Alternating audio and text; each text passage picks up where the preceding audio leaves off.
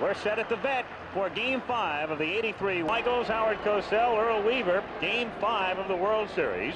Baltimore can clinch it with a victory today. The Phillies want to go south about 95 miles for a sixth game, which would be played on Tuesday. No score, second inning, and Eddie Murray, the switch hitter, to lead things off against Charles Hudson. Got a look at Ford. Danny juggling. That's a real tough play because you run out of room in a hurry down there. There's no room in foul territory.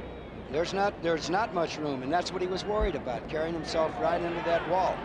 They appeal at third and get a strike call on a check swing by Murray from the third base umpire, Ed Fargo. They did? Yes, they did. I don't think so. I can't believe that call. Look at it. Watch the way Murray held up. It always looks like you go further. I'm wrong. No, you're not, Howard. It always looks further from up here than when you're down on that field. Yeah, but I still got to call that a strike, too. Looking over at Reggie, he's saying marginal. 0-2 pitch is fouled straight back. Those are not hot. The Phils are not. Go Orioles. I'd like to say this, though. 14 times during the course of the regular season, the Phillies have won 3 games in a row. So this thing is far from over. 1 ball, 2 strikes on Murray. Phillies aware of that fact, and so are the Orioles. Rick Dempsey made that clear. He said it was the first thing he thought of when they won the third. The whole team did, and they're not talking 3 wins in the Oriole dugout or clubhouse before the game. 2-2 the count.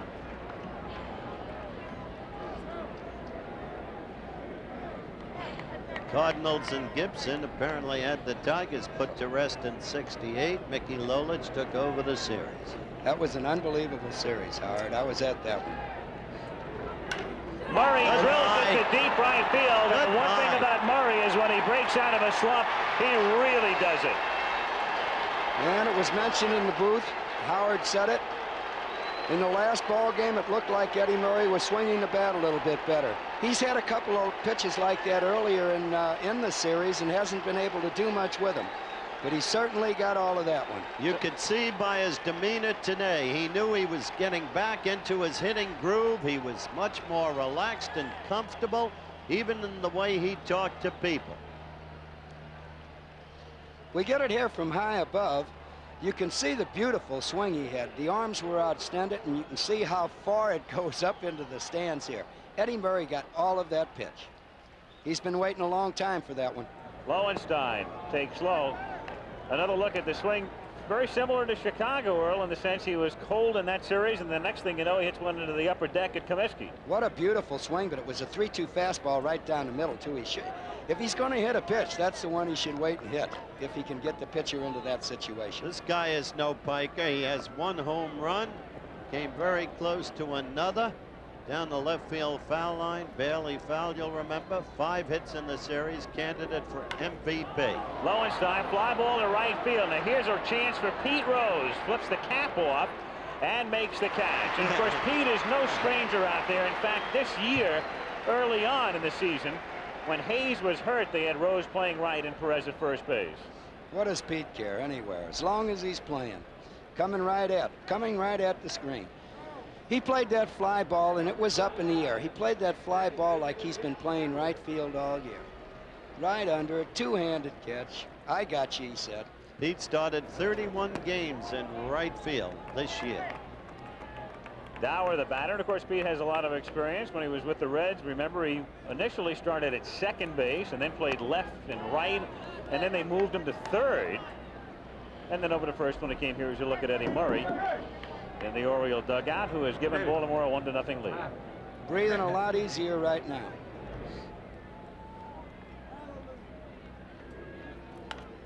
Dower pops it up in foul ground.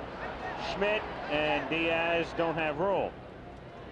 2-1. But the thing to put in perspective, Earl, Lowenstein's blow was not a cheap shot either, and they timed Hudson's fastball. They're looking fastball, obviously, every pitch. Both Murray and Lowenstein. They're going to be looking fastball. There's no doubt about that. But the thing is, to try to get ahead of Charles Hudson, the Oriole players want to get a 3-1, 3-2. then his location on that fastball can't be as good. Fly ball to shallow center. Morgan goes out, and then Maddox calls Morgan off, and it's Gary for the catch. Center fielder taking charge there. 2 down. And Hudson will face Todd Cruz, who hit 199 during the regular season and is 2 for 11 in the series. Todd's the only one of the 3 Stooges who hasn't come through, and that's what they call him in Baltimore, hasn't come through with a big hit. But he did figure very importantly in a bunt play. 0-1 the count. They're not only called the 3 Stooges in Baltimore, affectionately they call themselves the 3 Stooges. 1 ball, 1 strike the count. The pattern continues with the solo home runs, though.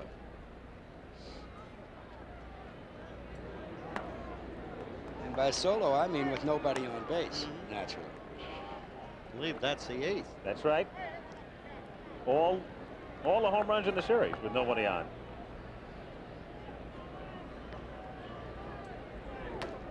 Good pitch on the outside half, and the count 2-2. Charles Hudson, 2 years in the big leagues, 2 years in professional baseball. This is his first season in the big leagues. Pitched at Helena, Montana when he came up in '81. Foul tip here, and Diaz can't hold it. Last year he was an A-ball at Peninsula in the Carolina League. Appeared in only 51 games in the minors, and then was called up in May.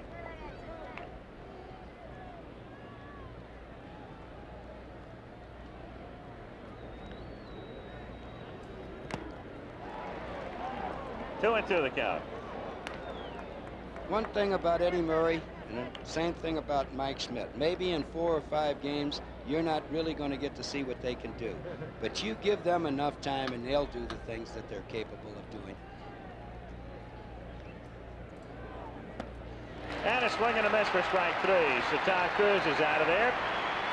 Started using that high left field camera last year in the playoffs, and as you can see, it gives you an interesting perspective as we go out, taking a look at Murray swinging the homer, and after an inning and a half, Baltimore 1, Philadelphia 0. That device known around here as the paint box, and a look at what you just saw about 5 minutes ago. The swing by Eddie Murray, which resulted in the home run.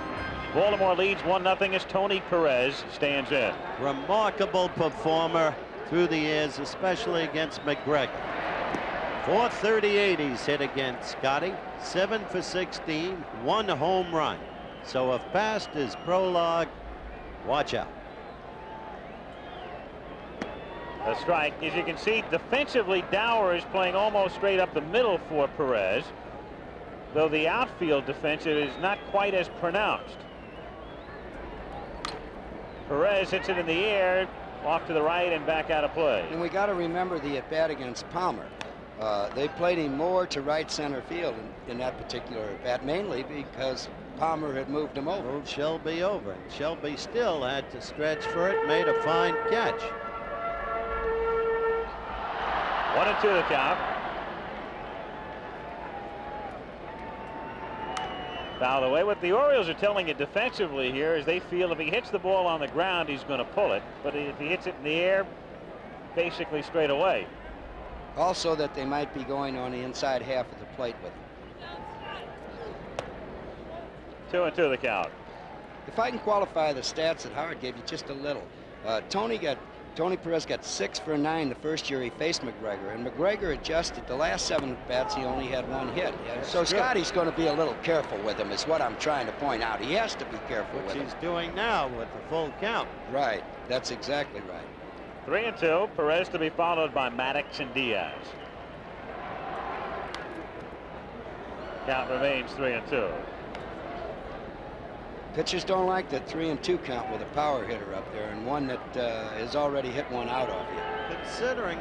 Considering how little he was used at the end of the season.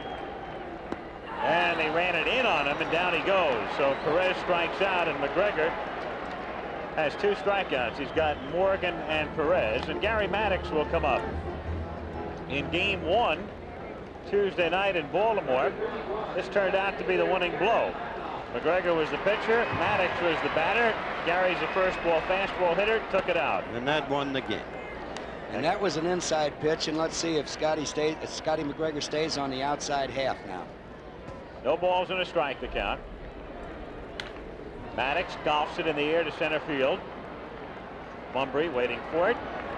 One center fielder has just taken care of the other, and there are two away here in the second inning. Point I was going to make, Al, was that Perez, despite the fact that he's seen so little action throughout the late days of September and early October, has come back with a bang, has found his hitting groove quickly.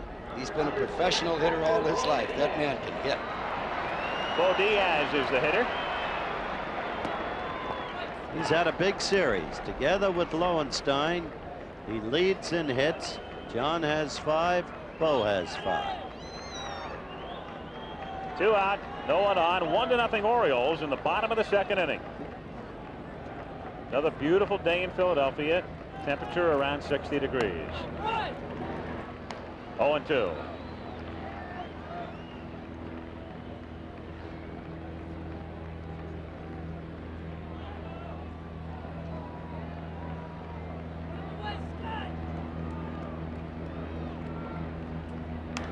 Diaz popping it up.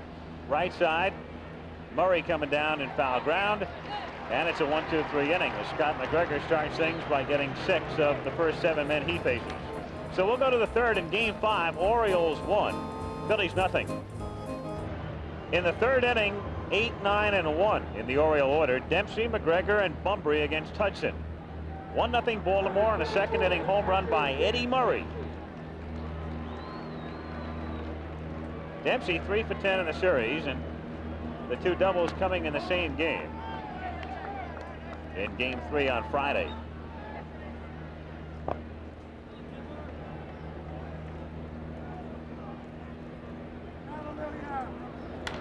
Hit to deep left field. Matthews going all the way back, and Dempsey has hit it out. I wonder how many people were expecting that. That is some stooge, that Dempsey. They call the bottom of that order Dower, Cruz, and Dempsey, the 3 Stooges, but they have done the job the entire series. Got a little lax and threw a fastball right down the center of the plate. Certainly a leading candidate if the Birds clinch today for MVP. There it is from high over. See him have a good cut. This one, not like Eddie Murray's, was not in the way back, but just enough to bring him another run. Dempsey hit 4 during the regular season, so it's 2-0 Orioles, and McGregor is the batter and taking low, ball 1. Another solo homer, another home run with nobody. That's 9 of them. Been the whole pattern. McGregor grounded out twice in game 1, facing John Denny. One happy fellow. Series with 9, 5-game series with 9 homers. You think there'd been a lot of runs scored. Sure. There hasn't been in this series.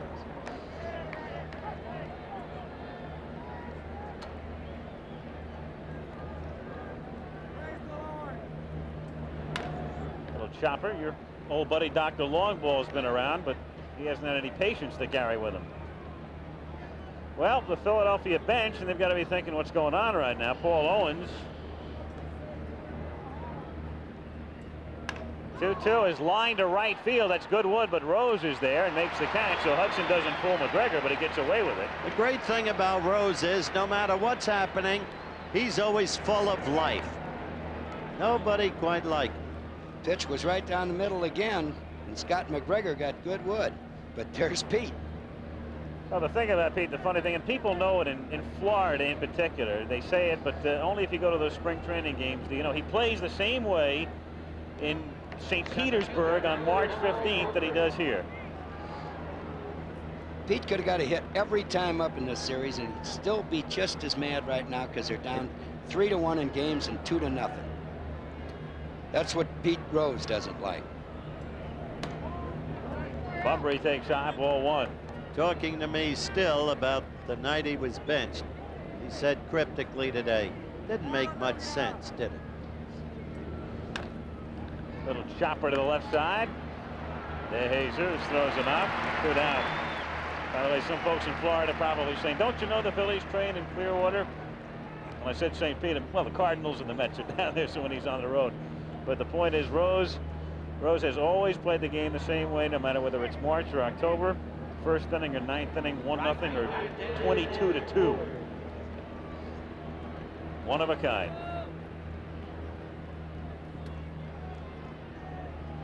Ford at the plate. Strike, 0-1. Good off-speed curve pitch right there. Yep.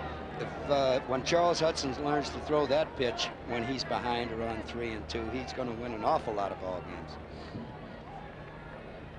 He knows how to throw the pitch, but when you can know that you're going to throw it for a strike, that's when you move into the 20-game win category.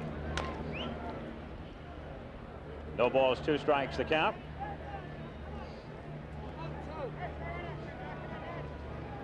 Hudson pitched a beauty in the playoffs. He won game 3, and that was a critical game, of course, in the best of 5 as the Dodgers came in near tied with the Phillies at a game apiece. He went all the way that day.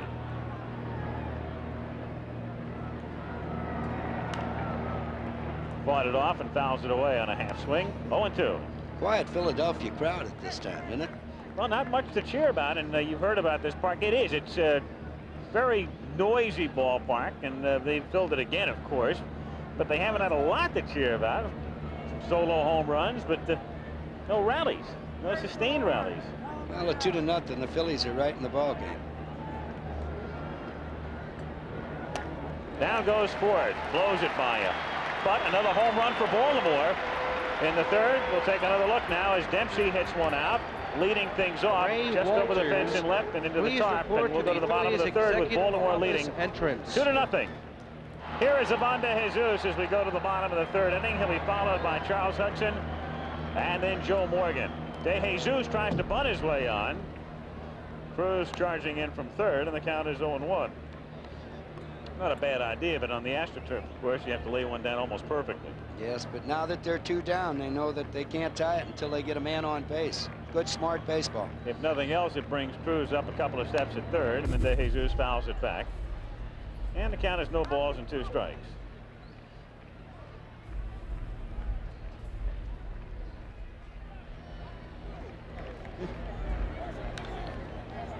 Soft fly ball to right field.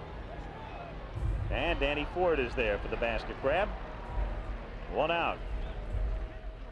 Monday Night Football coming up tomorrow. The Washington Redskins are off to a good start at 5-1 against the Green Bay Packers.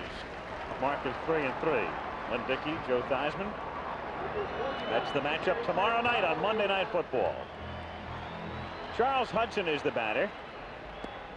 A strike. You know, McGregor is laboring under an extra strain. His dad is in town and he's in the hospital. He underwent some surgery the other day. We understand he's recovering and obviously watching the game, and we want to send him our best. But yes, indeed. Get very better, much John. on Scotty's mind. Interesting sideline to the sidebar of this World Series. Edward Bennett Williams is a minority owner still of the Washington Redskins. That team won the Super Bowl. Now as principal owner of the Birds, he can enjoy the fruits of total victory in both major sports. That would be something. 1-2 to Hudson is popped up in foul ground, and Dempsey won't have room. He said last night, Earl and Al and I had dinner together in the same restaurant, and Edward Bennett Williams was there. He said, "This will be the fulfillment of my life." I said, "With your courtroom victories, Ed, the people you've represented?" He said, "No, this would be it." Hudson strikes out. Well, his club is leading 2-0. And of course, on top in the series, 3-1, and McGregor looks sharp. Morgan had 2 hits in game 1 off McGregor, including this home run on Tuesday. Pitch he stayed in on and hit it out, but Scotty struck him out in the first inning today. Went to 3-2 and then threw him a 3-2 changeup. But he really digs in there. That front foot never goes in the bucket. We were talking about in the bucket yesterday. You're old enough to remember Al Simmons, aren't you? I Even certainly if Reggie do. isn't. I certainly do. And Mel Ott more or less stepped in the bucket also with a high leg Oh, kick. lifting that front foot up. Right field belonged to Mel Ott. 2 balls, no strikes, 2 out, and the base is empty. Morgan taking 2-1 with Rose on deck. Pete has the only hit against McGregor. There's Rose. Scotty has retired everybody else, and he has struck out 3 of the first 9 men he's faced. They don't have an assist on the infield. There hasn't been a ground ball out. And it's 3-1. McGregor throwing in the mid-80s. That last pitch at 86. And so Morgan is on, and Joe, all-time National League leader in walks, goes down to first base, and up comes Rose. And how he wants to get on for Mike Schmidt.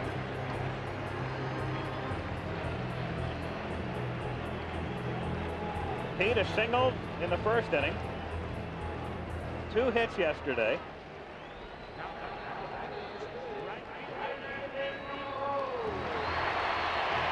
Four out of 13 in the World Series.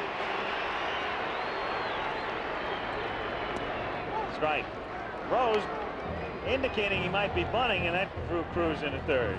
Morgan at first base has to be a little careful. Eddie can give some tricky fakes, like he's moving off the bag and then go back.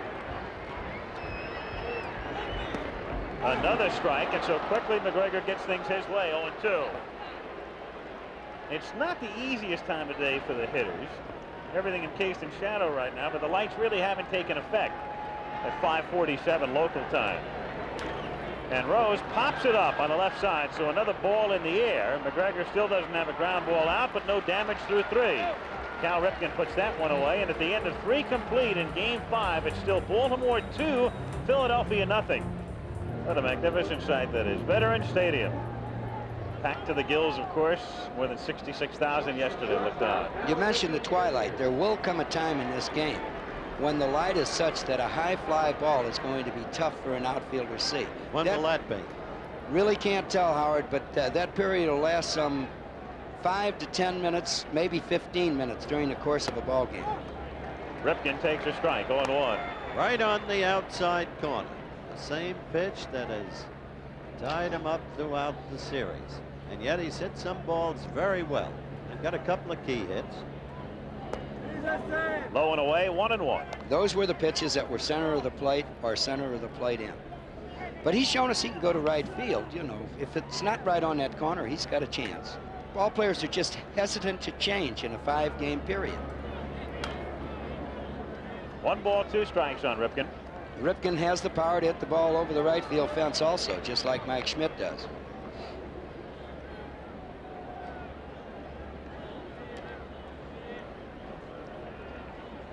Ripken to be followed by Murray and then Lowenstein. 2-0 Orioles in the 4th inning.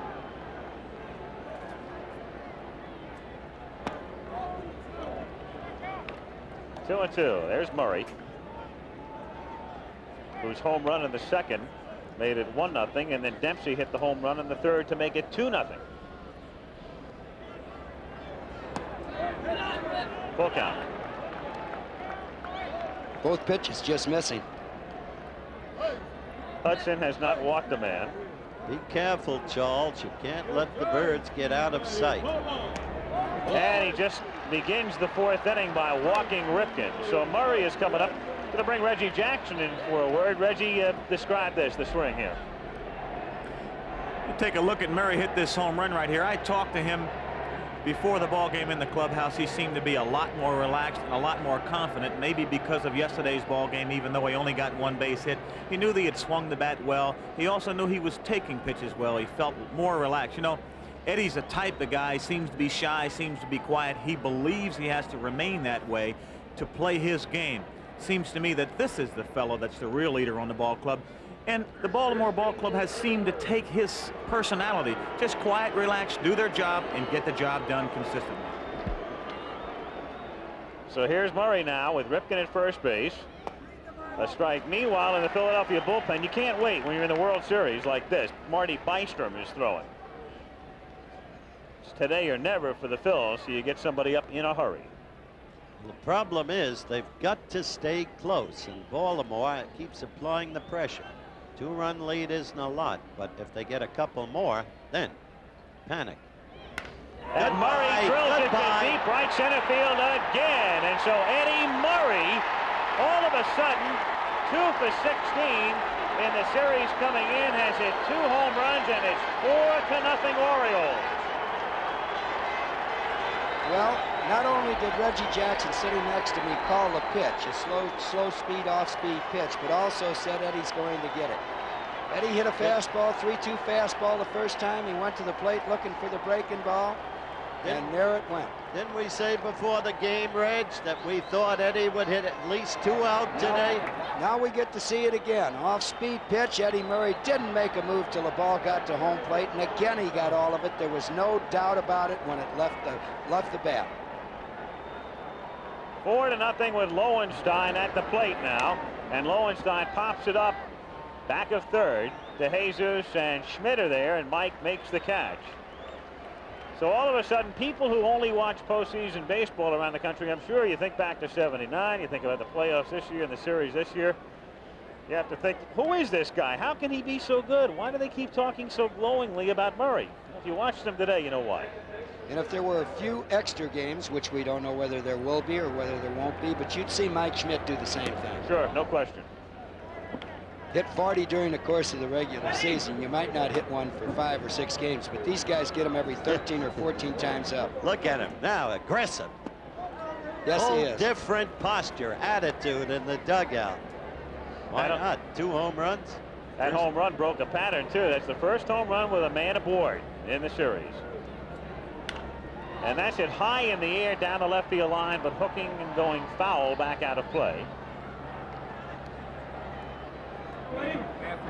Eddie Murray has driven in 3 of the 4 runs. 2-1 the count on Dower, 1 out and the base is empty. And that's hit high in the air to deep left field, but it will stay in for Gary Matthews, who makes the catch near the edge of the track. So 2 down in the 4th inning, and Todd Cruz will be the batter. When you're not going good, there's not much you can say to a player but hang in there, and that gets a little bit old. But when you hit 2 home runs, there's a lot of things you can say to make a guy feel good.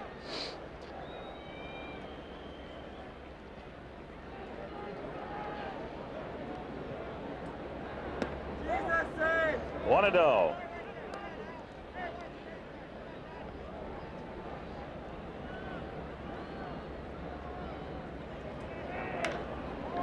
Got under that one. Fly ball to left field. And Matthews is there to make the catch. And so the crowd here is very still. 66,000 have never sounded so quiet in the middle of the 4th inning. Baltimore 4 and Philadelphia nothing in game 5. Charles Hudson, a man who has yielded 3 homers, his team in a hole. Paul Owens is not very happy about the things going on. Obviously, they're doing some manicuring work on the mound. And of course, Jim Palmer mentioned the other night that he thought it was quite high. It has really nothing to do with that, as they simply smooth out the slope for Scotty McGregor. His landing area, right-handed pitcher, left foot, left-handed pitcher is right foot. Scotty pitches way across his body. You'll see that right foot as you see him come off of that mound toward the first base dugout as he takes his warm-ups. And he was having trouble as that foot was coming down. Sometime there can be a little rock buried in there, a little hard spot, and if your foot doesn't come down squarely, it definitely will affect your control. McGregor through 3 has found the right landing spot. See exactly where his foot comes down. But he's allowed only 1 hit. That a single by Rose in the 1st inning. Has not allowed has not gotten a ground ball out. Has walked 1, has struck out 3, and here is Schmidt. So the crowd tries to come to life. They've been very quiet. Nothing to cheer about thus far today, and not much over the weekend, in fact. And for Schmidt, nothing at all to cheer about. He's 1 for 17. 1 to go. So Mike going up there taking. When you're down 4-0 like this, you have to think about base runners. And you're going to see a lot of pitches being taken in situations like this until you get 1 strike on you. 1-1.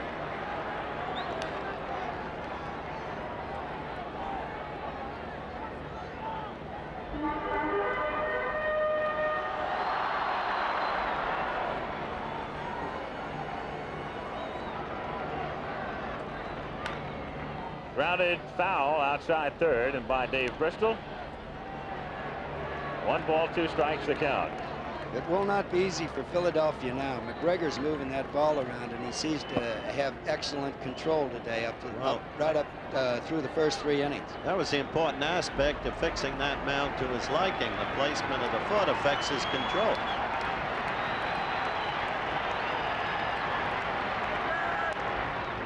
Fouled away again. 1 ball and 2 strikes on Mike Schmidt. McGregor has pitched well in postseason, won 18 in the regular year, but in postseason play, he's lost twice.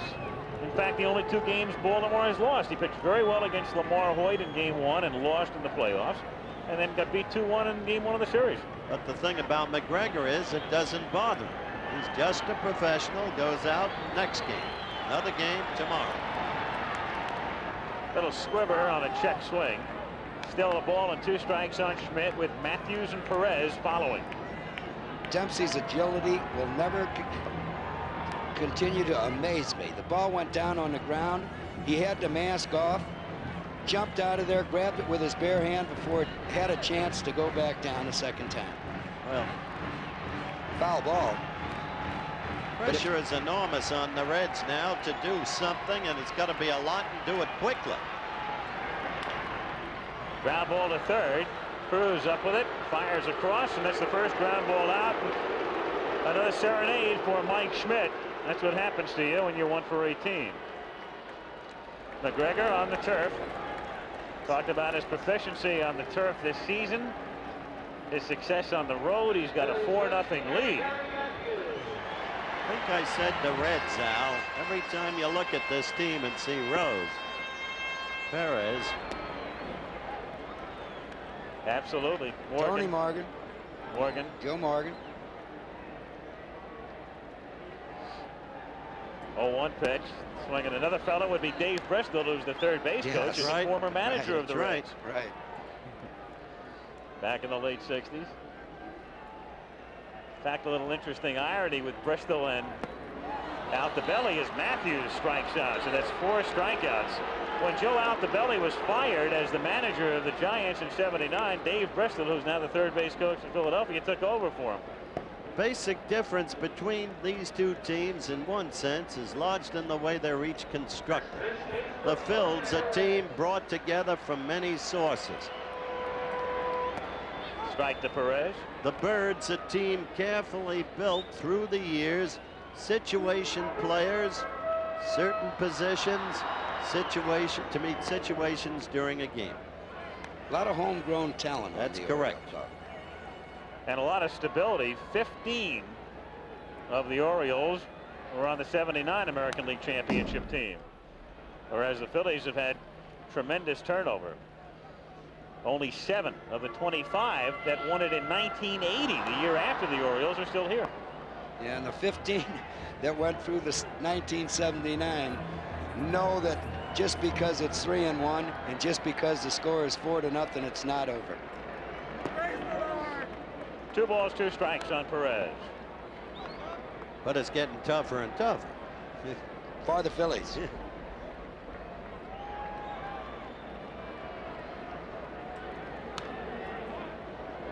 2 out, no one on. We're at the bottom of the 4th inning. 4-0 Baltimore. Big day for the Huskers yesterday, Al. I see what our guy Irving Fryer did yesterday. 2 TDs. Foul back. 2-2. I'll tell you, he's a horse. Just a horse? Oh, a horse and a half. That's what I would figure. Scotty McGregor's making it tough on Perez. He hadn't given him 2 consecutive pitches in the same spot in any at bat. In the air to deep center field, the deepest part of the park, though, and it's about a 395-foot out. Bunbury hauling it in. 1-2-3 inning. We'll go to the 5th still. Baltimore 4, Philadelphia 0. 5th inning, Rick Dempsey to lead things off. Then McGregor and Bunbury against Hudson. 4-0. Baltimore leading it. And Dempsey, who hit a home run his first time up, may have another one. That drive is off the wall and bouncing back to Matthews, and he settles for a double. And the crowd wants Hudson out of there. I can't believe Hudson's in there myself. Well, I think Owens might have been trying to get one more inning with the bottom of the Oriole order coming up, but the bottom of the Oriole order has been powerful. Dempsey got all of this. Dempsey got all of this pitch, and it's right at the bottom of the wall.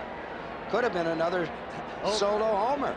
I'll tell you something, he is having a great series, proving what a great clutch player he is. Loves the tough situations. Well, Bystrom is in the bullpen. Owens out at the mound with Dempsey at second base, and the call has already gone out. Now, Bystrom was up before and has just gotten up again, and he'll be coming in with nobody out in the 5th inning. Al Michaels, Howard Cosell, Earl Weaver with you as Marty Bystrom comes in the 5th inning. Baltimore leading at 4-0. There's Hudson, so he's gone. He goes 4+, trails 4-0. And McGregor is at the plate with a man at second. The bunt play is on as he fouls it away. Well, you got a quick glimpse of Charles Hudson, and he's in sore chagrin at the moment. But he can be proud of the rookie year he had, and he should not soon forget his brilliant victory over the Dodgers when so it counted to get the Phils here. That probably doesn't help him right now, Howard, but he'll think about those exact words that you said. Foul to the plate by McGregor, and it's 0-2. During the course of the winter. So he comes out. The pitcher is due up 4th pitcher spot when the Phillies bat in the bottom of the 5th. Keep this thing in mind about Bystrom, too. He didn't pitch in the playoffs, hasn't pitched in the series. He hasn't pitched in a game since 2 weeks ago yesterday, October the 1st. And that can be very bothersome as far as control is concerned. Bunted with 2 strikes. Diaz, and he can't make the play with Dempsey holding at second. Diaz looked up and might have been surprised that Dempsey was still at second base. Rick wasn't moving, and now McGregor's at first. Again, it was the same old bugaboo of taking your eye off the ball. 2 strike sacrifice. Amazing that Scotty McGregor could get it down. Now, Dempsey did not break. Bo picks it up, looks at second. We saw him look at second, and as a result, he never got a good grip on that ball. From up above, we can see that Dempsey was going to start. Diaz, he stopped. Diaz got a good jump on the ball. That's what made Dempsey stop. But the look is what caused Diaz not to get a good grip on the ball, and we're in another sacrifice situation. If the Philadelphia Phillies will have certain bunt plays in this situation. Smith could be charging. Perez could be charging at first base, or both of them charge. And the signals got crossed. There was a pickoff play signaled for. They sure and did. And Philadelphia is unraveled. Well, here comes Morgan, and if anybody settles down the infield, especially with Rose in the outfield, it's Morgan. Joe is just walking in as if to say, hey, wait a minute, let's take it easy here and get together. Now, what happened? Let's make sure we have it straight. You saw him do it in the playoffs, too, to Hudson that day. The steadying force, and the Phillies are very fortunate that ball didn't wind up in center field as Bystrom held onto it. That's right. And the strategy of the game, the bunt situation can shift right now. In fact, Joe Altobelli, seeing that, might let Bunbury hit. He's up there to bunt. That gets by Diaz, and the runners will advance to second and third. So the Phillies come apart at the seams here in the 5th inning, and they're hearing it. Well, we got a good ball club in the Phillies out on the field, a ball club that had a very hot September. They were due a cold streak, and they're definitely not playing good baseball right now.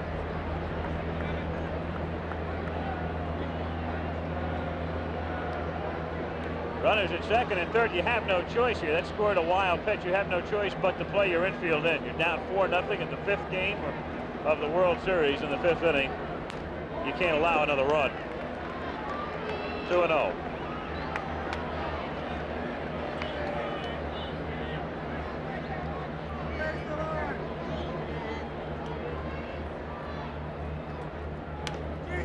Little looper hit foul down the left field line on the count of 2-1.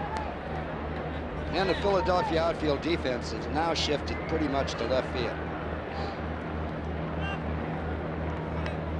Runners at second and third. You can see the infield. De Jesus has moved back to halfway at short.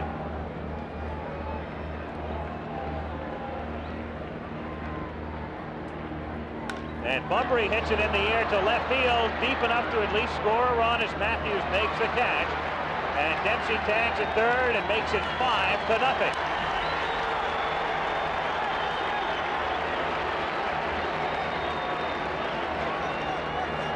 Nothing Baltimore and only 1 out in the 5th inning. And Danny Ford is coming up with McGregor at second base. Watching Dempsey cross the plate, Al, you realize that that cookie has 5 hits in the series, 1 home run, 4 doubles, not even a single. 4 doubles, 5 extra base hits. Doubles? Hitting like Jackson. Doubles, Dempsey. Some years back. Ford lifts it in the air down the right field line. That could be trouble, and it's just foul. Just foul. Frank Pulley, the right field umpire. Well, you're talking about Dempsey's hitting prowess, and of course what goes unstated is the fact he's the man back of the plate for the Baltimore pitchers. And how do you put that in the box score, what he's meant in this series defensively? Defensively, he's just outstanding. He always has been. There's the ball down the right field line, and we'll be able to see just how close this ball was. That would have been 6-0 with a man on second base. Rick Dempsey. There he is. Getting ready to go back to the other office now. Still with the thoughts of 1979 in their minds. They're not in a hurry to get this over. They want to get all the runs they can get.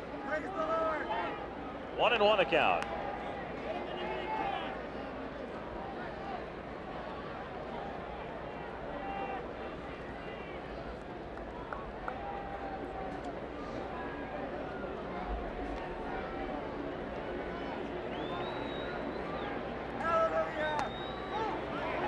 One ball, 2 strikes. Good pitch. Curveball. Broke away. Caught the outside corner. Very good pitch. Get to see it again. Center of the plate out. And could do nothing with that.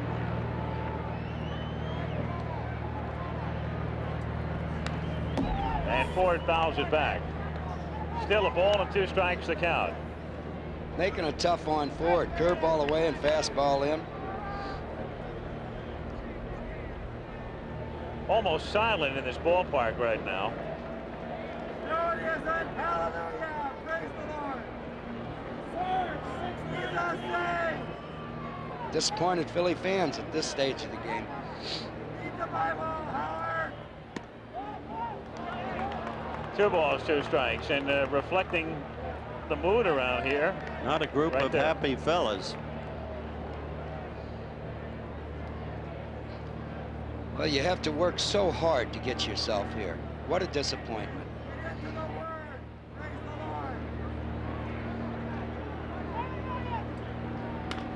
That's grounded to the left side.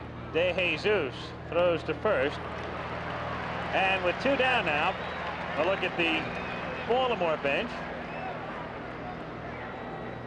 Again, they don't look like they're in any hurry. They're rooting. They're not Yep. getting excited yet. So Ripken comes up. Fly to left in the first, drew the walk in the 4th inning that preceded the home run by Eddie Murray. Murray's hit 2 today. Dempsey's hit 1. Baltimore leads it 5-0. Ripken gets backed off. 1 ball, no strikes to count. McGregor at second. Bystrom in relief of Hudson.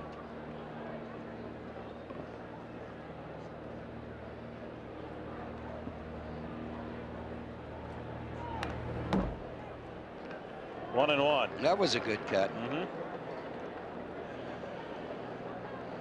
Cal Ripken's had a good series at shortstop. He's a good steady ball player. No outstanding plays during these 5 ball games. A couple good plays, but he's capable of making the outstanding plays there. Not a real good series for him offensively up till now, but I bet you he's happy. 3 for 16, and as you say, hasn't done anything spectacular, but hasn't done anything at all to hurt the Orioles. Breaking pitch, and a dandy in the count. 1 ball, 2 strikes.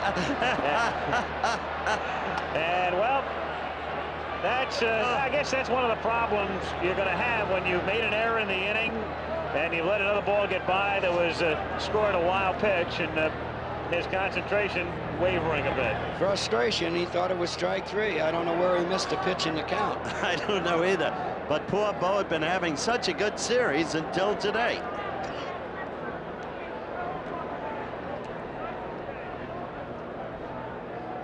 One ball, 2 strikes.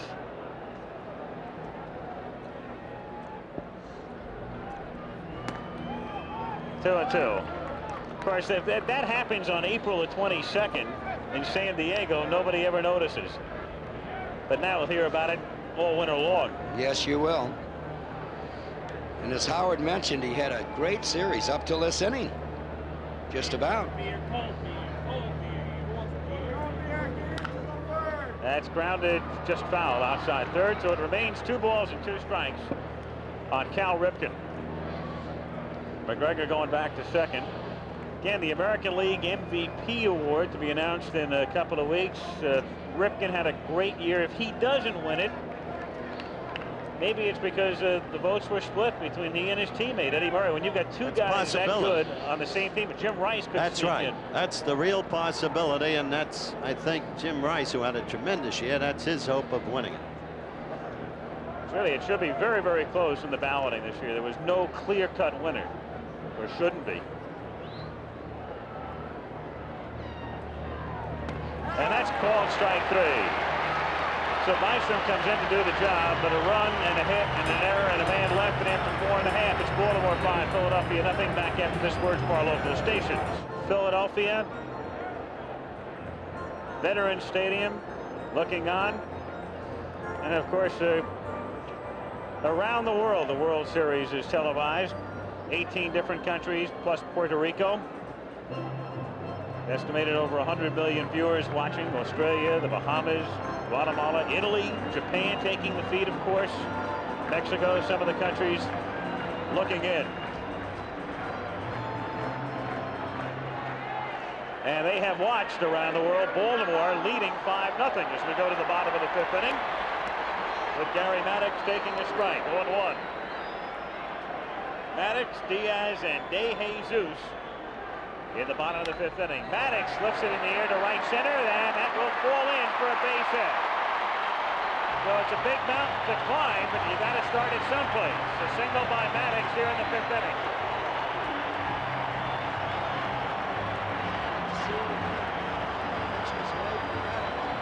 This time he went right with it up to right center field. Base hit, and Phillies might have something started. Bo Diaz comes up. Well, McGregor spent a long time on the base paths. You think that'll have any effect? Always when there's a long inning, Howard, pitcher stiffens up a little bit. And sometimes in taking his 8 warm-up tosses in between innings, he should ask for a few extra. Takes him a hitter or 2 sometimes to get loose. 1 ball, no strikes on Bo Diaz. Bottom of the 5th inning.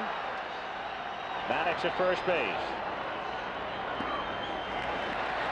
2-0 the count.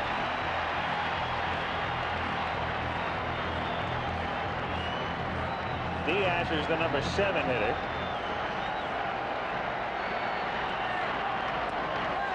And it's 3-0. Evidently it's had an effect. Joe Altobelli has a few to play with, but I don't think he'll wait too long.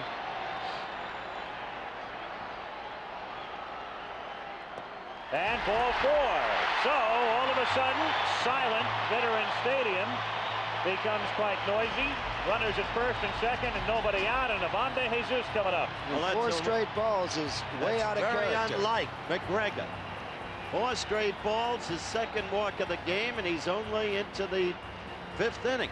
He's only gone 4 innings. Rick Dempsey and Eddie Murray both out there in a hurry to talk to him, too. So De Jesus comes up. And in the bullpen, that's Dennis Martinez, who for years has been in the rotation but had a terrible year and hasn't pitched in postseason play, and he's the long man today. Yes, he is, and I talked to him before the ball game, and he definitely wants a chance. He wants to see his team win without him, but he would welcome the opportunity to get in the ball game. When you're down 5-0, it sort of eliminates the bunt possibility here. Not totally, but the Orioles are not expecting it. He's up there to swing away. Short hop by Cruz to Dower to Murray, and a double play. What a play by Cruz. And that's why he's in the lineup despite hitting 199 during the regular season.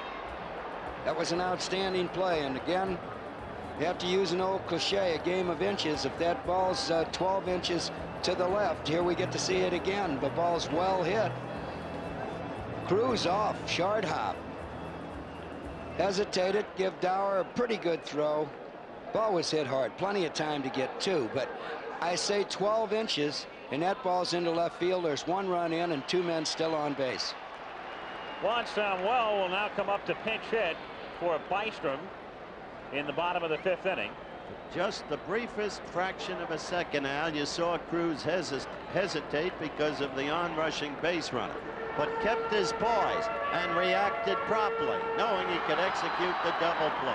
That's right. Willie Hernandez is in the Philadelphia bullpen, and he'll be the man to come in the top of the 6th inning. There he is, the left-handed throwing. Runner at third now, and Samuel goes after the first pitch and doesn't get it. Samuel spent most of the season in the minors at Portland. He is the heir apparent to Joe Morgan at second base.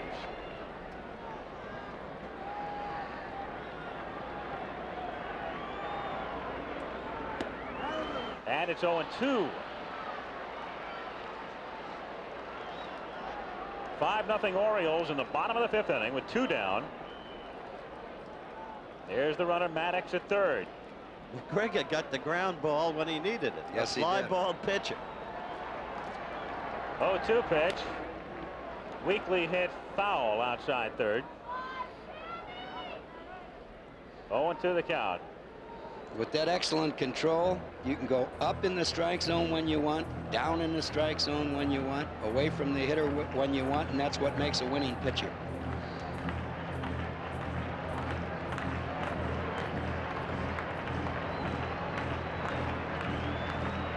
Two men on base, and that fly ball happens to go a little further than you want, and all of a sudden it's 5-3. Right. Samuel has good speed and hits it high in the air to left center field, relatively deep but very playable, and Bunbury makes the catch. And so the inning that starts so promisingly for the Phillies ends with a fizzle, and at the end of 5-0 Orioles. Eddie Murray, and he's been the big man today. The 2 slings on his 2 home runs, and there hasn't been a question about either one as he comes to the plate in the top of the 6th inning to lead things off for the Orioles, who lead 5-0. Murray, Lowenstein, and Dower with Willie Hernandez, the new pitcher. He's the man who hit Dan Ford the other night, left-hander who came over from the Cubs, who was originally signed by the Phillies back in the early 70s. 2 homers in 1 game. World Series game. Last player to do that, Willie McGee. Last year, that's Eddie Murray's dad, Charles Murray. Willie McGee, last year, against the Brewers, game 3. This is the first time that Murray has come up right-handed in the game. 1-1 the count. Earl, what about his power right-handed versus Just left-handed? as much power right-handed as he does left-handed. Terrific power right-handed. What a weapon a switch hitter gives you in the center of the lineup. And when I was fortunate enough to be managing the Orioles, we had Kenny Singleton, a switch hitter, and Eddie Murray hitting 3-4 or 4-5. And that one is hit deep and very foul by plenty, and the count is 1-2 strikes. Hernandez had something off of that pitch, and that's why Eddie Murray got out in front of him.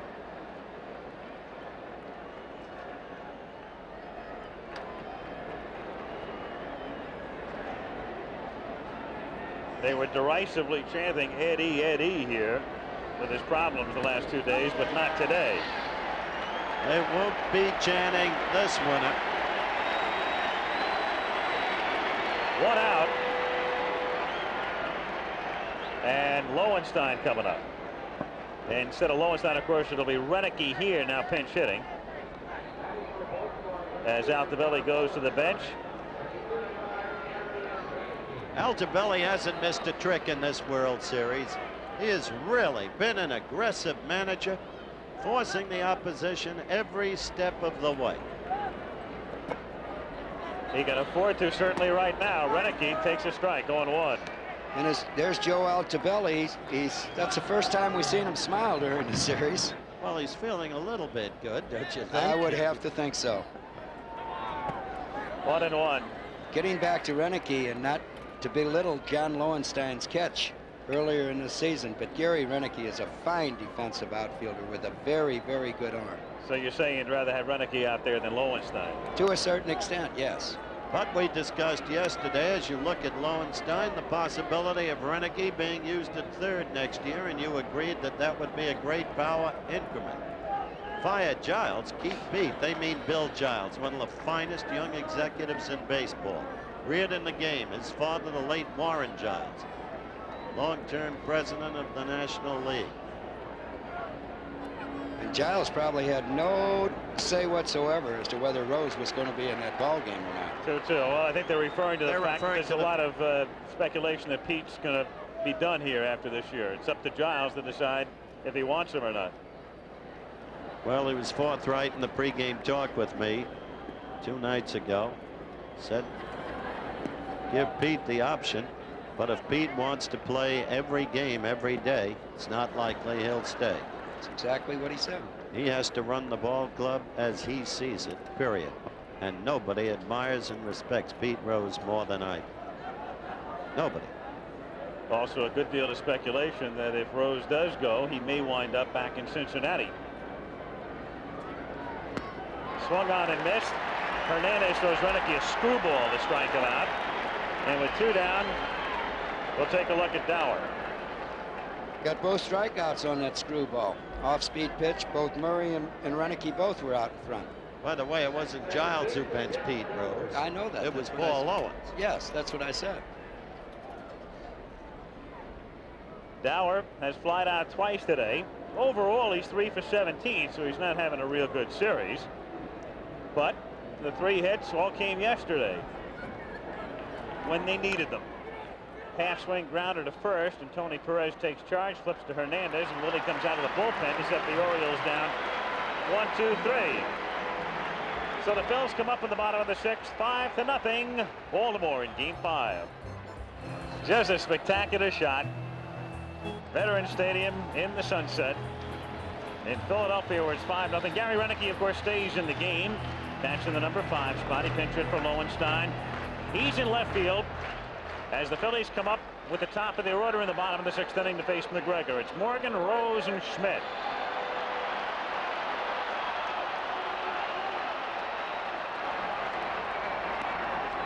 Morgan has struck out and walked. He is 4 for 17 in the series. Phillies need base runners now. Rip foul.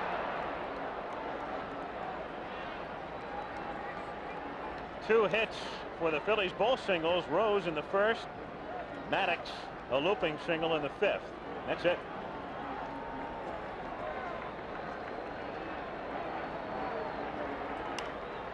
It's fisted and pops it up. Back of second, and Ripken is there. 1 out. Pete Rose coming up. Howard talked to him early about overrating the Orioles. Was it possible? I don't know if it's underrating the opposition. I think what's happening is we're just sitting around waiting for things to happen instead of making things happen. And we've been making things happen this year when we've been successful. And we just got to quit talking about the fact that we think we're better in Baltimore and go out and show we're better in Baltimore. Said overrating leading in, of course, meaning underrate the Baltimore Orioles. 0-1 the count on Rose. Quickly, some up-to-date football scores. Cowboys 37, Eagles 7, 4th quarter. As you look at Pete, and the Raiders trailing Seattle 24-22, 4th quarter. Chop foul by Rose, and the count is no balls and 2 strikes. And Kansas City is giving it to the Giants 31-17, 4th quarter. Rams have tied the Falcons at 21 in the 4th quarter. Updating.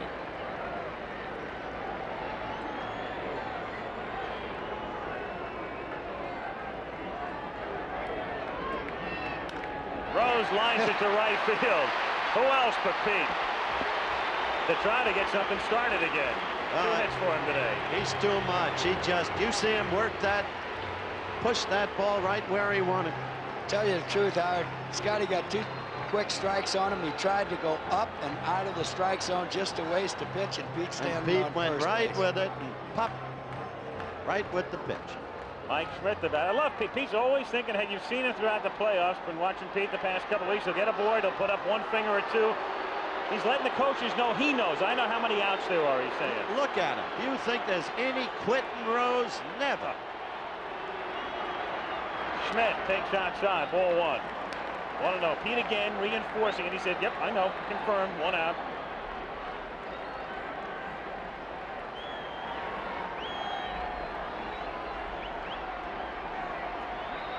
Home run now would wake this crowd up. Good. Foul back, 1-1. Mike Schmidt, the MVP in the 1980 World Series, and 1 for 18 in this one. Philadelphia's played poorly up to this point in this ball game, but if Mike Schmidt could hit one, they'd have Baltimore thinking.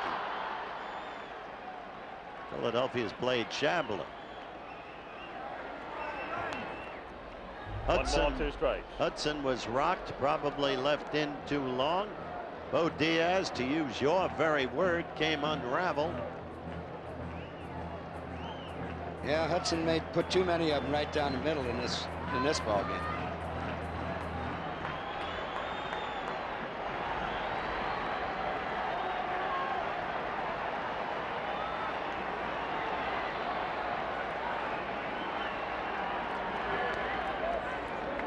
Two and 2 to count on Schmidt.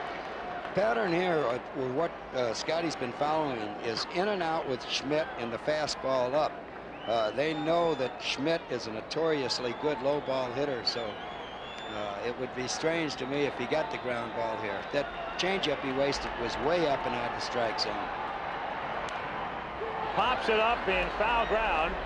Dempsey coming back, but it's back out of play. Not a lot of room in foul territory here, fortunately for Schmidt in that instance.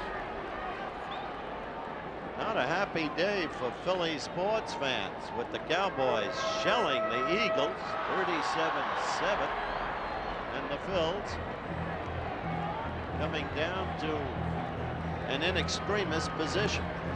Now, who do the Flyers play tonight? Check. Rangers. Rangers, huh?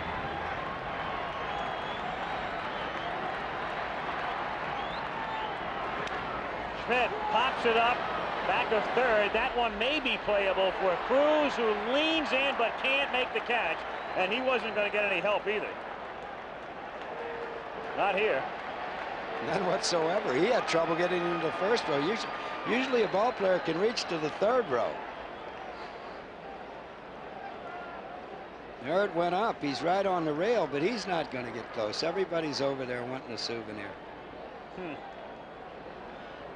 He could have caught that ball if there hadn't been that fan action. Well, if Schmidt hits one here, it'll mean something. Yeah, it'll mean they're losing 5-2. All right. 2 runs closer, though, Howard. Pete Rose at first base, 1 out in the 6th inning.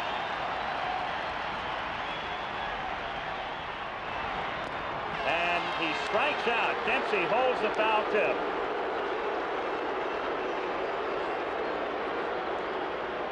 They stayed up in the strike zone with Schmidt through the whole series and had success. See it again.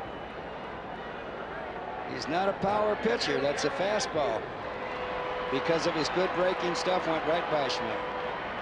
Matthews at the plate. Shatters his back, grounds it down to Cruz, goes the short way to Dower. And Rose gets a single, and that's that in the 6th inning. On to the 7th at the vet. Baltimore 5. And the Phillies nothing.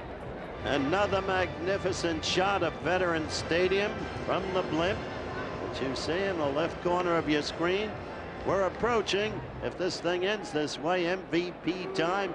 Time for Reggie Jackson to go out on a limb. If you had a vote now, who would you vote for? Well, I don't think you have to really go out on the limb for it, Howard. I think right now it's fairly clear that maybe a few other fellows in the running, like a Martinez or a Stewart, but I like Rick Dempsey. So do I. And if you're looking at me right at this time, he gets my vote. Todd Cruz leads off in the 7th inning. And you, Al? I think I got to make us a gang of 4. Okay.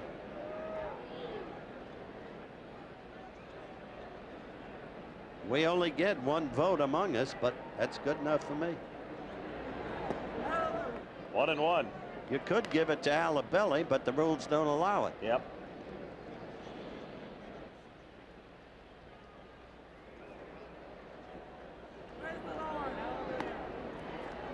One and 2 the count.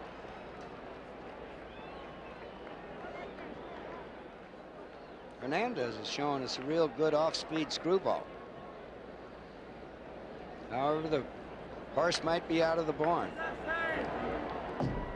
2 balls and 2 strikes. It's 5-0. The Orioles got a run in the 2nd on Murray's homer, another in the 3rd on Dempsey's homer, 2 in the 4th on a walk to Ripken and Murray's 2nd home run. Then in the 5th, a double by Dempsey, the 3rd on a wild pitch, and home on a fly ball by Bumbry. 5 runs, 4 hits, and no errors for Baltimore. Softly hit to 3rd, charged by Schmidt and barehanded, and he just does get him. Mike was deep and the ball was slowly hit. So instead of thinking about the transfer, he barehands. Some Baltimore fans, of course, are here. Baltimore only 95 miles to the south. As we look again at Schmidt's play.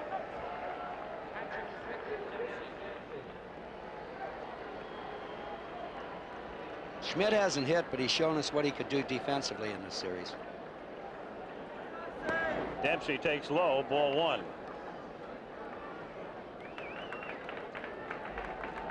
There are the numbers graphically illustrated for Dempsey. This is a remarkable thing Dempsey has done, and that graphic proves it. Look at the record for most extra base hits in a 5-game series, including the likes of Elston Howard and Don Clendenin and Brooks Robinson. But already Dempsey has 5. 1-2 the count. So if the series ends tonight, as it appears it will, he will have set a new record for extra base hits for a 5-game series. 1 homer, 4 doubles. Yep, my MVP. And he's surpassed some pretty good names on that graphic. Not only that, but this year he led American League catches and fielding percent. Only 2 errors in 127 games, percent of .997, and only 1 passed ball as you look at them putting it up right now. 3-2 the count on Dempsey. And he's not a horse. He is a double horse today. 5-0 the Orioles. 1 out.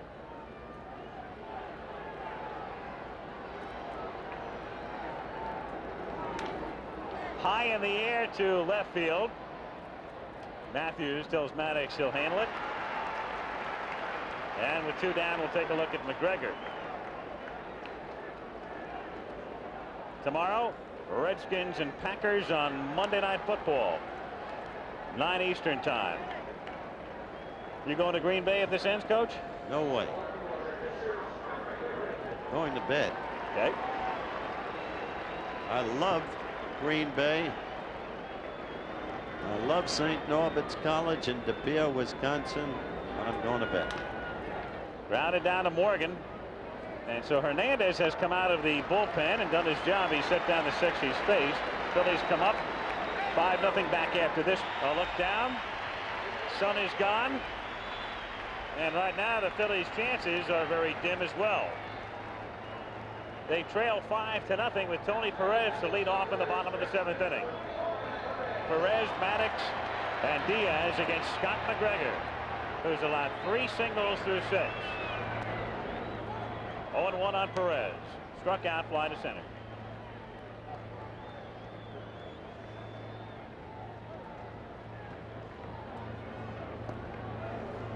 Oh, 2. Strikes are Scotty McGregor's main concern right now, and that's exactly what he's come out doing in the 7th inning.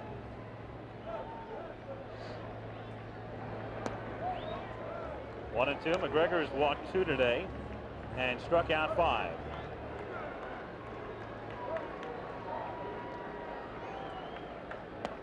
Oh, Called strike 3.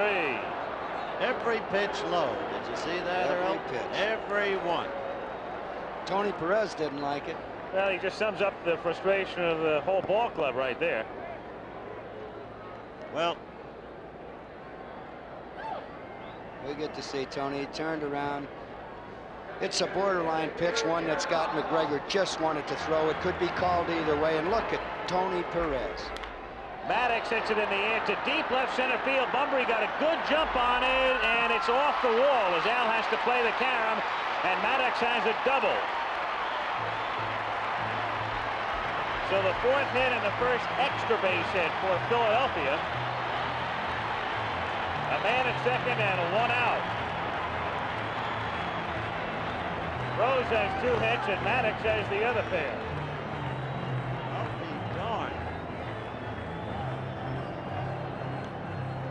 Raiders are about to lose to Seattle. They're trailing 38-22 late in the 3rd quarter. That's a football upset. Bo Diaz fouled out, drew a walk. He's 5 for 14 in the series. 0-1. No action in the Oriole bullpen as of yet.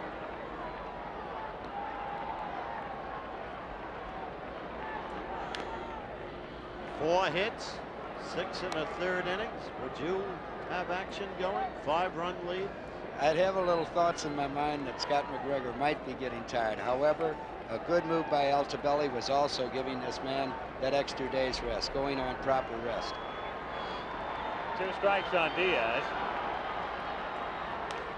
And he pops it up, and it's playable for Dempsey. Fully taking charge. 2 out.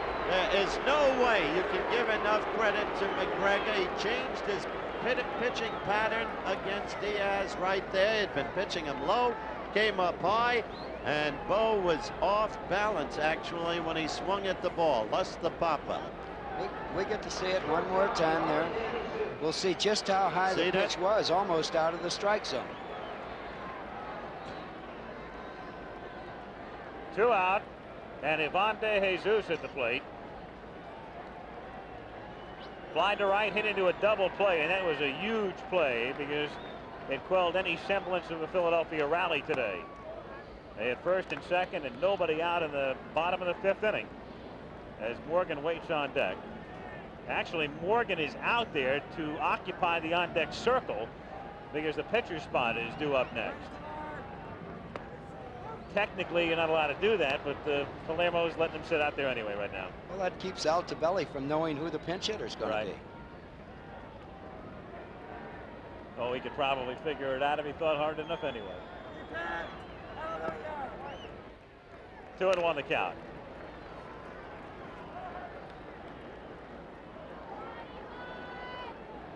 We mentioned Lescano before as a possible pinch hitter. Part of the reason he's not in the lineup today, the finger contusion affecting his throwing more than his hitting. Owens thinks he can use him for 1 at-bat if need be.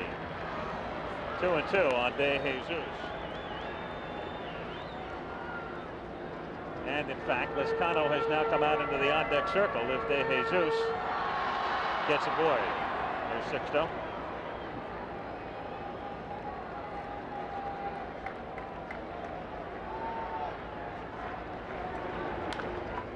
Grounded to Cruz. And throws a strike to Murray. So they waste a double by Maddox. And at the end of 7, still Orioles 5, Phillies nothing. We're going to the 8th inning. Well, there may be another crack in that Liberty Bell after tonight. Shelby up. Shelby to pinch hit.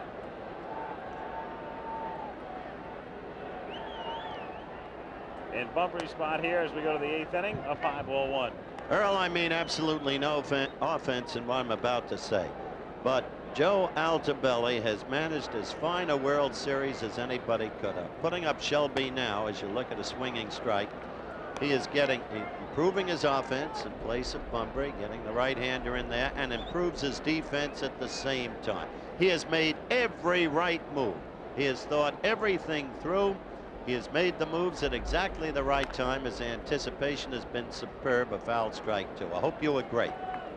I agree with you 100%, Howard, and that's why I said there's Edward Bennett Williams, who's going to be a very happy man. But that's why I said in the pregame show that he deserves this World Championship. He hasn't only made the right moves in the World Series, but did it throughout a 162-game schedule and also the playoffs. And he did it, and let's face it, Earl, and you can't say it, under very difficult circumstances. Not because you're just sitting up here. Everybody knows it. Earl Weaver, a legend in Baltimore. Very tough shoes to fill, obviously. And Alto had really nowhere to go but down in a way. And Joe admitted it. We never had the opportunity to play that interview that I did with Joe, in which he said, I knew I was succeeding a legend, and it did trouble me. And wherever he went this year, the same question. Can you imagine being asked 10,000 times at least? I What's it couldn't like? I couldn't have stood that, no. Shelby hits it in the air to shallow left center field. Maddox coming in with Matthews. And it's Maddox for the catch. So Shelby is gone, and he'll be staying in the game in center, and Danny Ford will be coming up.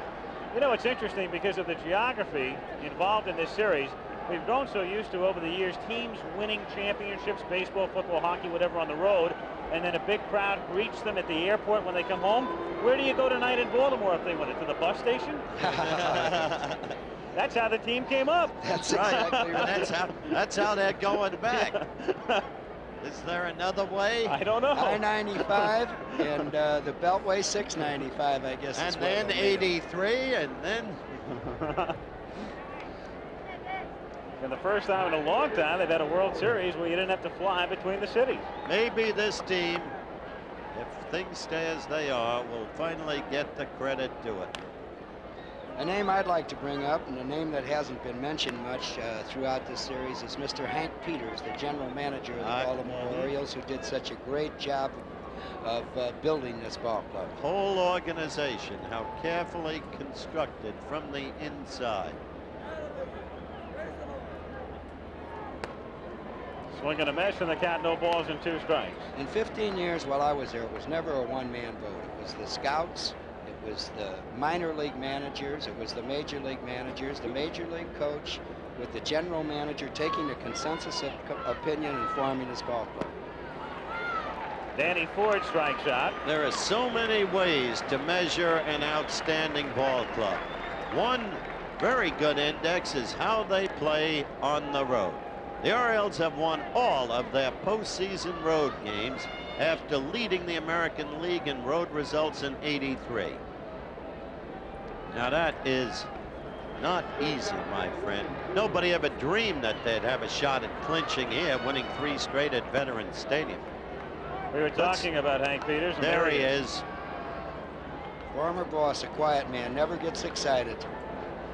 He's had to calm me down a number of times. 1-1 the count on Ripken. 8th inning, 2 out, bases empty, 5-0 Baltimore. Be interesting if suddenly Cal shot one out of here, now that Murray's hit 2 out. Well, he doesn't go many at bats without it. Good fastball. Well, it's his first time in a series. Young fella, just 23 years old. If the Orioles can repeat in a year or two, they'll be expecting the things out of him that they were expecting the things out of Murray this year.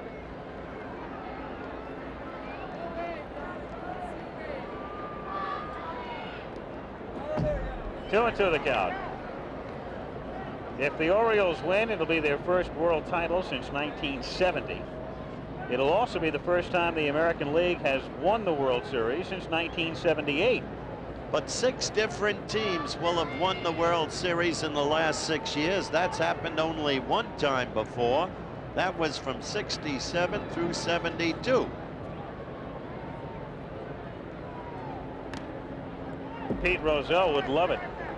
Parody. Right. Different winner every year. 2 and 2 the count. Well, we've got 2 New York teams playing in the National Football League in New Jersey, and we seem to have an absolute mediocrity there. Miami creaming the Jets today, and Kansas City now crushing the Giants 38-17 in the fourth quarter. In the air to right center field, and Pete Rose is moving over, and he makes the catch. So Hernandez silently does a perfect job in relief. Retires the 9 he faces. After 7.5, it's still Orioles 5 and Phillies nothing. Bottom of the 8th inning, Al Michaels, Howard Cosell, Earl Weaver at Veterans Stadium in Philadelphia, 5-0 Baltimore. Scott McGregor has been in complete command. He has thrown exactly 100 pitches to this point, and 73 of those have been strikes. Sixto Lezcano will pinch hit. And contusion and all.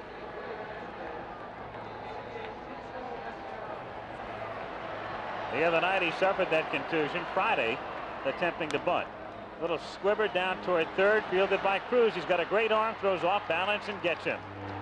1 pitch and 1 out, and John Shelby, of course, stays in the game. He hit for Bunbury in center field.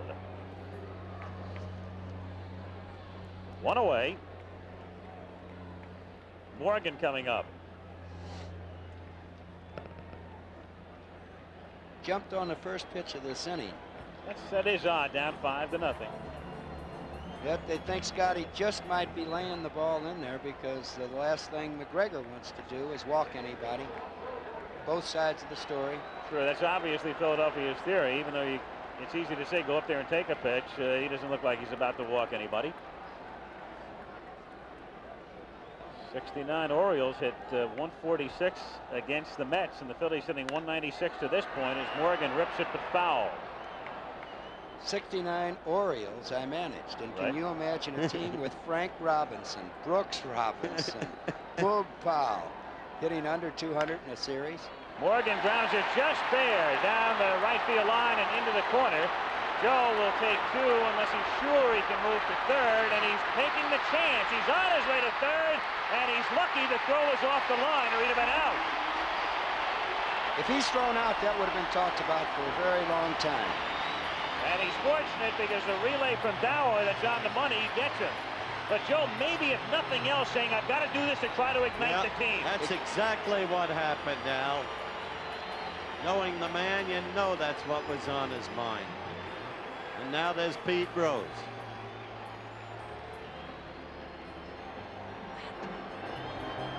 There's the base hit. Morgan looks like he knows there's a shot at it. I believe that's Tito Landrum in right field that retrieved the ball and threw it, and the throw's off. It could have been very, very, if the throw's on, he's out. He's out. And that would have been talked about for a long, long time. You could almost see it, though, sense it between first and second, and then he turned as he got to second to try to pick up Dave Bristol at third. I wasn't watching Bristol, so I don't know what he did, but it was almost as if it clicked into Morgan. All right, I've got to attempt it. I've got to try it to get everybody stirred up. Well, this is their last shot. Outside shot, though it may be. Rose takes low, ball 1. Conceivably, it's Rose's last ever Philly at bat. That's correct. Rose, Schmidt, Matthews, Perez. They've got their hitters up. Baltimore has their bullpen up. That's hit in the air to left field. Should be deep enough to score Morgan. He'll come home. No, he's fell down as he started in at third. It's not the Philly series. Oh, boy. No, there isn't anything that hasn't happened to them. Good to see it again.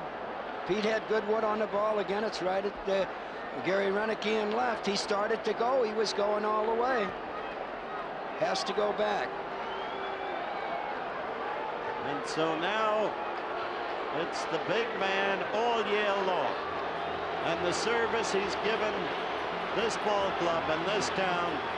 Now the fans begin to rally, those who understand, and some of them start to applaud Mike Schmidt, because this man shouldn't be booed. Agreed. But it's been that way for Mike ever since he came up with the Phillies in '73. Time called is there's some debris in the outfield that they'll remove. It's been a love-hate relationship with Schmidt. More love than hate, obviously, over the years. But they expected so much of him. He was much heralded when he first came up. He has always struck out a lot. He has been prone to slumps. But he's also given them 10 pretty good years here as well. And he has seen just about everything that can possibly take place in one career, because when he came up with his team, this was a terrible team.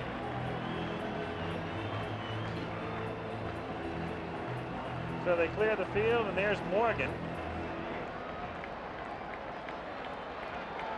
And that shot of Joe falling down will be forever embedded in the minds of many as symbolic of what's happened to the Phillies today.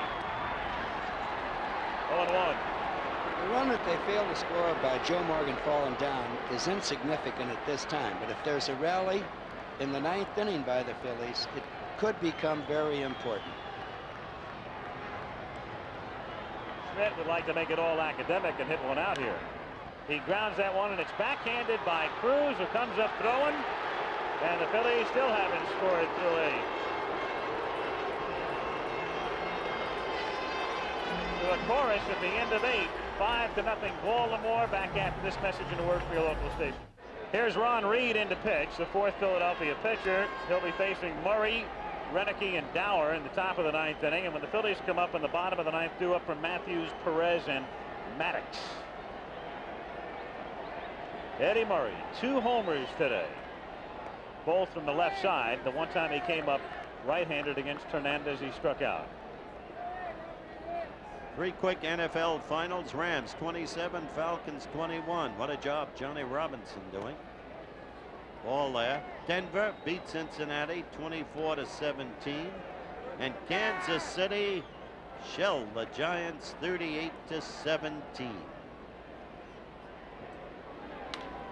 Murray hits it into right field, base hit. So Eddie Murray, who had 2 hits in the first 4 games, has his 3rd hit of the day. A single to right. That, interestingly enough, that's the first single for the Orioles today.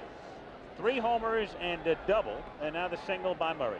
Freddie, the series is ending too soon. He's getting hot. Yes, he is.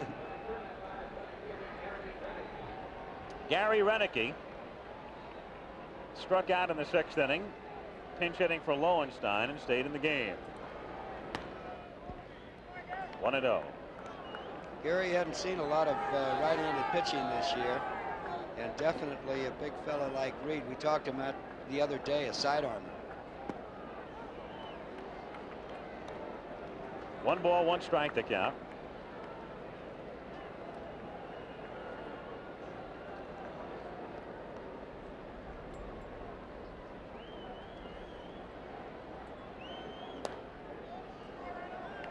Two and 1. Well, there he is. Commissioner Bowie Kuhn will be presenting the championship trophy for the last time. His wife Louisa to his right, next to Mrs. Kuhn, Happy Chandler, and that's a foul. 2 and 2. And next to Happy Chandler, Senator All Inspector of the state of Pennsylvania.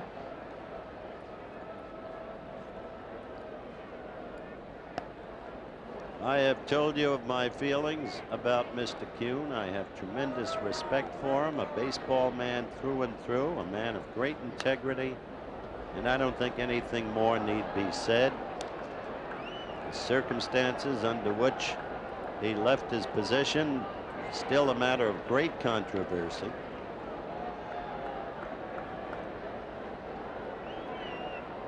And I fully echo your sentiments, Howard. Thank you, sir. There is a man who's done some job. In the air to deep left center field. There have been a lot of homers in this series, but we won't have one more. Though we came close as Maddox makes the catch against the wall. So Maddox gets a good jump. Renicky becomes the first out here in the 9th inning. And Rich Dower is the batter. Dower 0 for 3 today. It's interesting. All the puzzle parts come through for Baltimore. He gets 3 hits in the World Series, and they all come in one game at opportune times yesterday. And he also made a nice defensive play, starting a double play. Well, you always hear the words, everybody's chipping in. But if everybody doesn't chip in, you don't win ball games. If they had to wait for Eddie Murray to do what he did today, they'd be they wouldn't be ahead 3-1. Matthews is there to haul in the drive off the bat of Dower. 2 down. Now that's a critical point, Earl. There are so many aspects of this team that win ball games for you. In those tough earlier games, it was in the long run the superiority of the Baltimore bench plus the Baltimore bullpen that carried them through. 2 aspects there, bench and bullpen. Remember the first pregame show? We discussed all of this with Reggie Jackson, the very points we brought out. 0-1 the count on Todd Cruz. Little half swing grounder toward third. Schmidt will bare hand and throws him out. So Baltimore doesn't score in the top of the 9th inning. But McGregor will be going to the mound in the bottom of the 9th inning. Scotty, whose father is watching in a Philadelphia hospital right now, is working on a shutout. He is 3 outs away from giving Baltimore its first World Championship since 1970.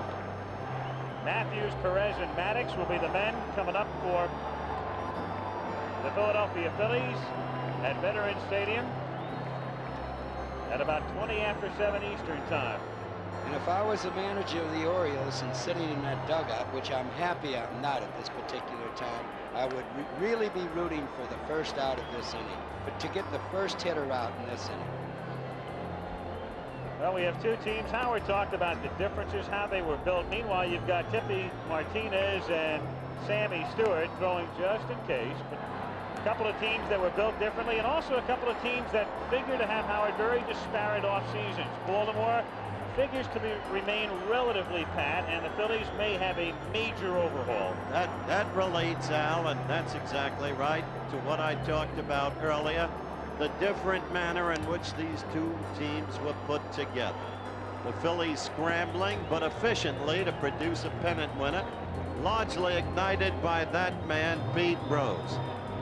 But at the same time, Baltimore with a homegrown ball club with an idea of what makes a whole team work, Earl, and they have a man for every situation, and they've proved it. And it showed up especially during this World Series. Of course, in 1979, for the first 4 games, the Baltimore baseball team was able to do the same thing, but Eddie Murray never did get hot in that series, and he did get hot today.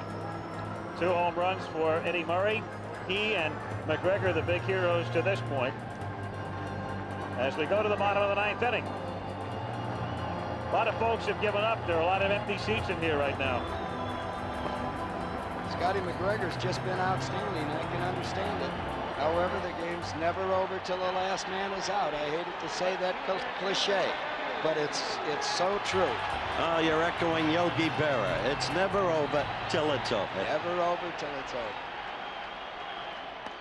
Outside to Gary Matthews. 1 ball and no strikes.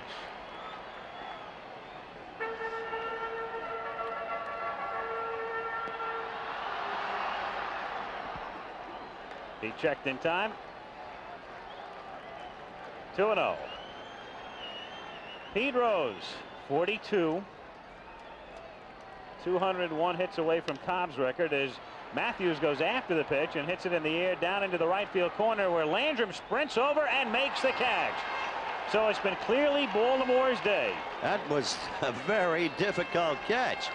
You remarked earlier when Ford juggled one but retained it that you run out of room in a hurry in that corner. Look at this. Very evident right there. Of course, here in Philadelphia, you run out of room in about a 1/10 of a second. Couple of feet of foul territory. He's got to be thinking about the fence.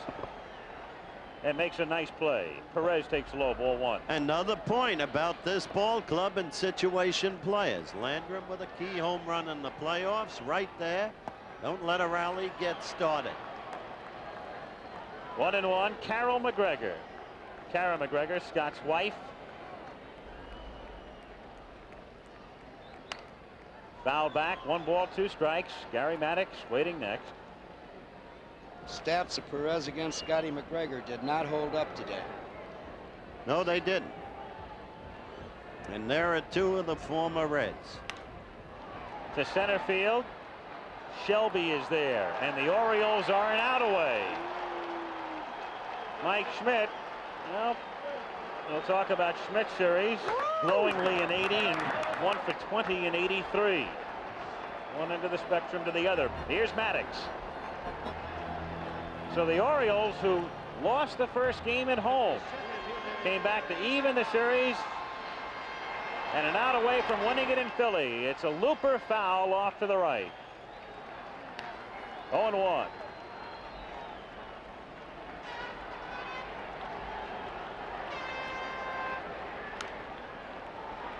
That's out of play, and Baltimore is a strike away. And we should get word on the MVP any second.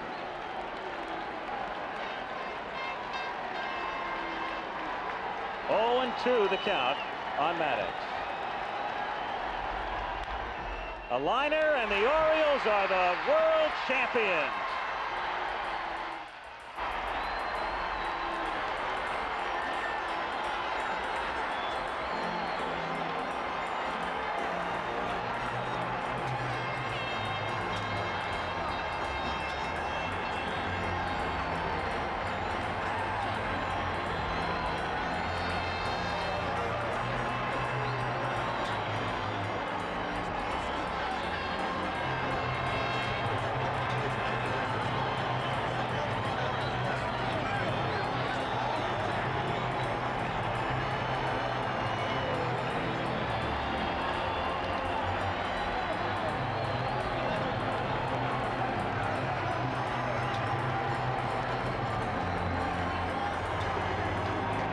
Rick Dempsey has just been named the unanimous most valuable player in this, the 1983 World Series.